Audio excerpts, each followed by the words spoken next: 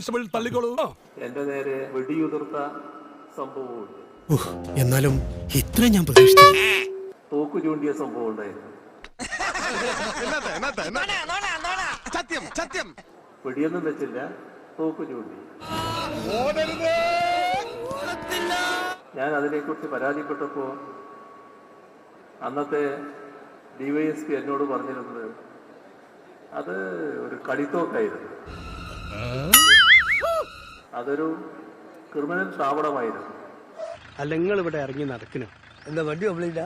അല്ല എങ്ങനെ പോയത് കംപ്ലൈന്റ് ആകും? സതീശൻ മനസ്സിലാക്കേണ്ടത്, സതീശൻ പറയുന്ന ഭീരുവായ ഞാൻ ആ ക്രിമിനൽ താവളത്തിന്റെ മുന്നിലൂടെ ഒറ്റക്ക് നടന്നു പോവുകയായിരുന്നു. ഈ ഡയലോഗ് നിങ്ങളുടെ കയ്യിലുള്ള ഊരിപ്പിടിച്ച കത്തിയും ഉയർത്തിപ്പിടിച്ച വടിവാളുകളുടെയും നടുക്കുകൂടെ തന്നെ ഞാൻ നടന്നുപോയിട്ടുണ്ട്. ഇങ്ങേർക്ക് ഇത് തന്നെ പണി? അല്ല, എനിക്ക് അറിയാൻ മേലാത്തോണ്ട് ചോദിക്കുക. താൻ ആരുവാ? പോവേ, തനിക്കൊരു വിചാരമുണ്ട് താ ഏതോ കോപ്പിലെ വലിയ രാജാവാണ്. താ ഒരു പുല്ലുമല്ല. ഞാൻ പോയി വരട്ടെ മക്കളെ. 2-ാം തീയതി വരാം. ഏത് മാസം? എല്ലാ മാസവും 2-ാം തീയതി ഉണ്ടല്ലോ. എന്തോ ഒന്ന് മറന്ന പോലെ. എനിക്കുള്ളതാണോ? അതെ, എനിക്ക് വേഗം തന്നോ, മറക്കണ്ട. തന്നേ. ഇപ്പഴെനിക്ക് സമാധാനായി.